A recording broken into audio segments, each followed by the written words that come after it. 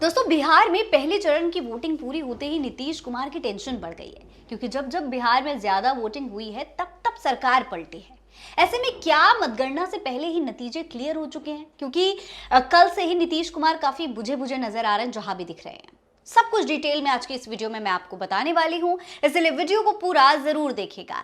सलाम नमस्ते दोस्तों, मेरा नाम फरहीन अंसारी है और ये खबर आप मेरे official channel Farheen Ansari official पर देख रहे हैं। कल दोस्तों बिहार में पहले चरण का चुनाव हुआ। उससे एक दिन पहले जिस तरीके से राहुल गांधी ने वोट चोरी के तमाम सबूत जनता के सामने दिखाए, ठीक उसी पैटर्न पर बिहार में वोटिंग के दौरान कई ऐसी घटनाएं हुई जिसने वोट चोरी का शक जनता के दिमाग में और ज्यादा गहरा कर दिया।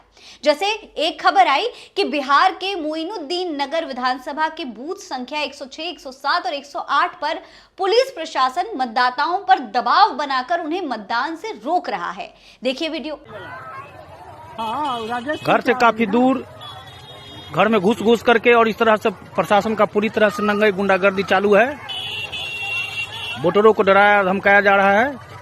फिर मुजफ्फरपुर बूथ संख्या 147 पर जो है ये खबर आई कि वोटर जब वहां पर पहुंचे तो ये कहा गया कि तुम्हारा वोट पहले ही गिर चुका है, यानी कोई और उनके नाम पर वोट डालकर चला गया।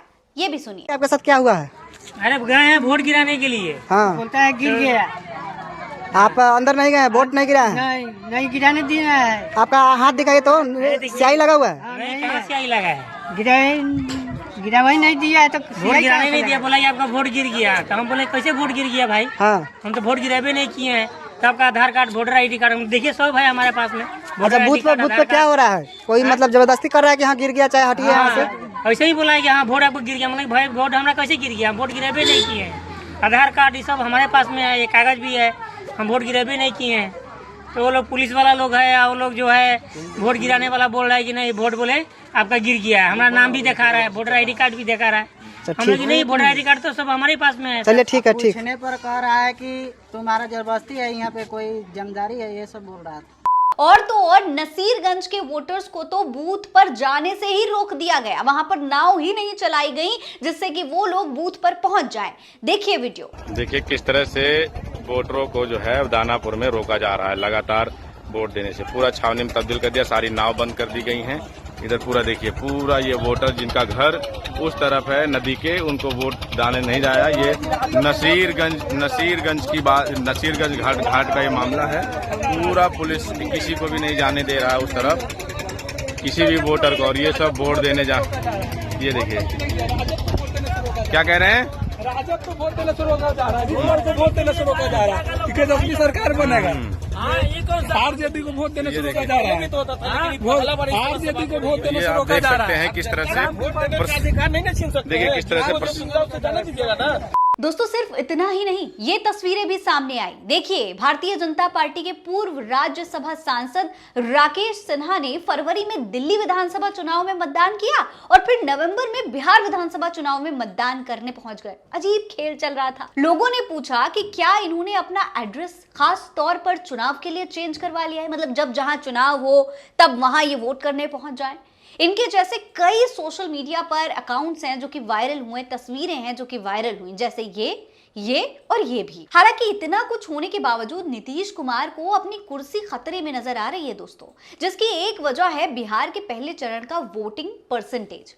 दोस्तों, बिहार विधानसभा चुनाव का पहला चरण ऐतिहासिक बन गया, क्योंकि 18 जिलों की 121 सीट्स पर हुए मतदान में 64.66% लोगों ने वोट दिया। अगर वोट प्रतिशत की बात करें तो ये पिछले चुनाव से करीब 8.5% ज्यादा था। लेकिन ये आंकड़ा मुख्यमंत्री नीतीश कुमार की टेंशन बढ़ाने वाला है।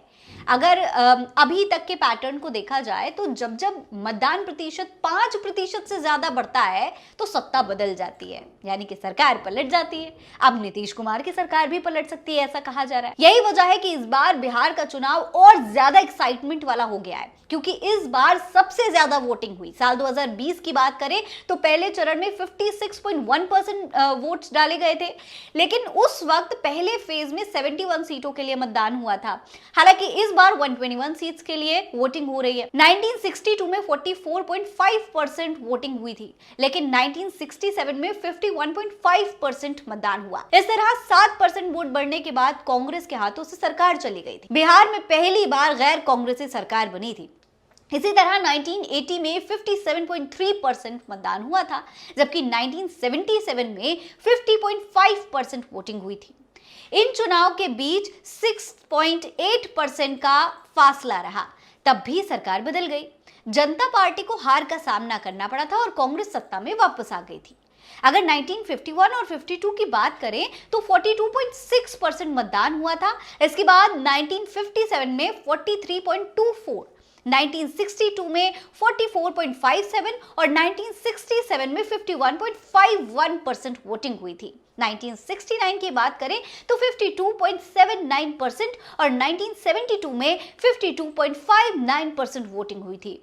इस तरीके से 2020 के चुनाव में 57.29% और 2015 में 56.91% और 2010 में 52.75% मतदान हुआ था। अब दोस्तों, दूसरे चरण का जो चुनाव है वो 11 नवंबर को होगा। तब ये पूरी कहानी जो है लगभग साफ हो जाएगी। वैसे दोस्तों, कोई बड़ी बात नहीं होगी कि अगर सारे समीकरण और एग्जिट पोल वगैरह सब के सब धरे के धरे रह जाएं, क्योंकि जिस तरीके से राहुल गांधी ने वोट चोरी के सबूत दिए थे और जिस तरीके के वीडियोस वोटिंग के दौरान सामने आए, अगर उनमें जरा सी भी सच्चाई हुई तो सरकार बनना कोई बड़ी बात नहीं है। सरकार फिर से भी बन सकती है।